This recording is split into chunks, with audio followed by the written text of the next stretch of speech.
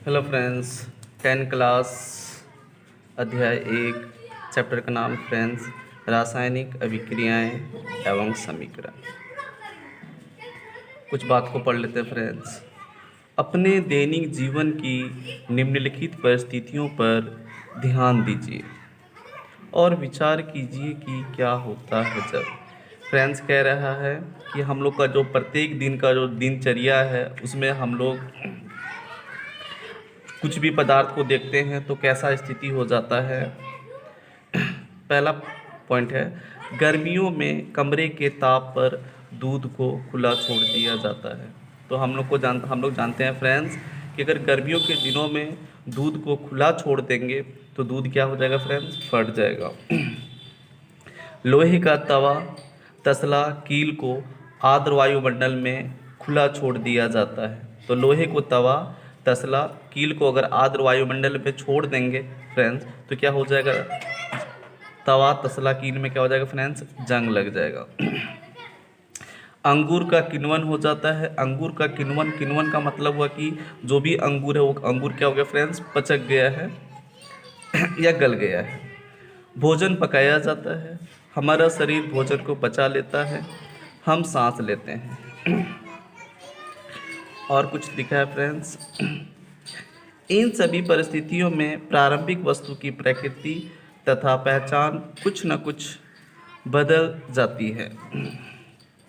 यानी हम लोग अगर बात करें, जैसे पहला पॉइंट में हम लोग बात करें तो गर्मियों में कमरे के ताप पर दूध को खुला छोड़ दिया जाता है। तो दूध से क्या बन गया फ्रेंड्स, जो भी दूध फट गया तो दूसरा चीज़ बन गया।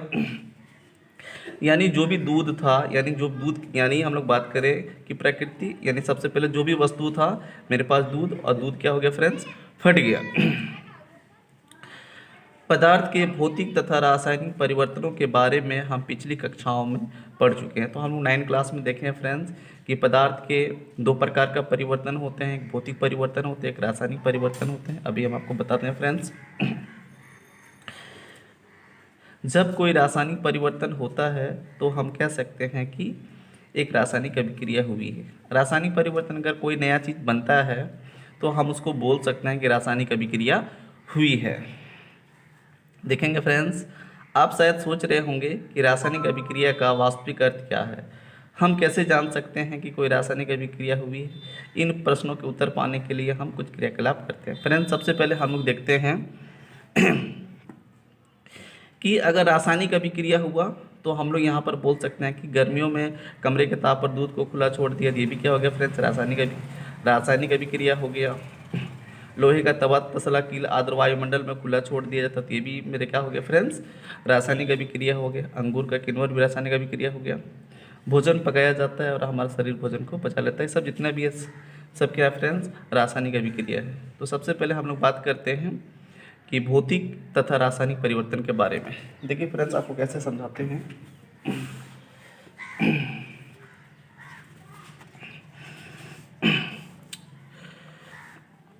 भौतिक परिवर्तन में हम लोग क्या बोल सकते हैं फ्रेंड्स, भौतिक परिवर्तन वह परिवर्तन है जिसमें किसी पदार्थ के भौतिक गुणों में परिवर्तन हो जाता है। भौतिक गुणों में परिवर्तन हो जाता है उसे हम लोग क्या बोलते हैं, भौतिक परिवर्तन कहते हैं।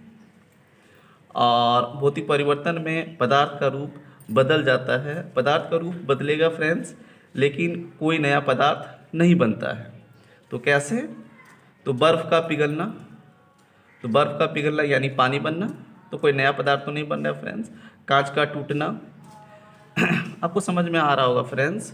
भौतिक परिवर्तन का मतलब सीधा बता दिया है कि भौतिक परिवर्तन में पदार्थ का रूप बदल जाता है लेकिन कोई नया पदार्थ नहीं बनता। बस आपको ये याद रखना है। और सबसे अच्छा एग्जांपल है फ्रेंड्स बर्फ़ का पिघलना। हम लोग सेकंड देख लेते हैं, रासायनिक परिवर्तन। रासायनिक परिवर्तन वह परिवर्तन है जिसमें एक या एक से अधिक नए पदार्थ बनते हैं, उसे रासायनिक परिवर्तन कहते हैं। क्या बोल रहा है फ्रेंड्स, इसमें एक या एक से अधिक नए पदार्थ बनते हैं। इसमें कोई, यानी भौतिक परिवर्तन में नए पदार्थ नहीं बनते हैं। भौतिक परिवर्तन में नए पदार्थ नहीं बनते हैं, लेकिन रासायनिक परिवर्तन में अगर हम लोग बात करें तो नए पदार्थ बनते हैं। उसे रासायनिक परिवर्तन कहते हैं।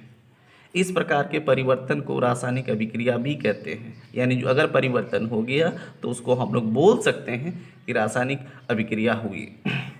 रासायनिक परिवर्तन के फलस्वरूप ही नए पदार्थ बनते हैं। तो हम लोग जानते हैं फ्रेंड्स कि अगर रासायनिक अभिक्रिया होता है, रासायनिक परिवर्तन होता है, तो क्या होगा, एक नया पदार्थ बनेगा। जैसे फ्रेंड्स हम लोग बात कर लें,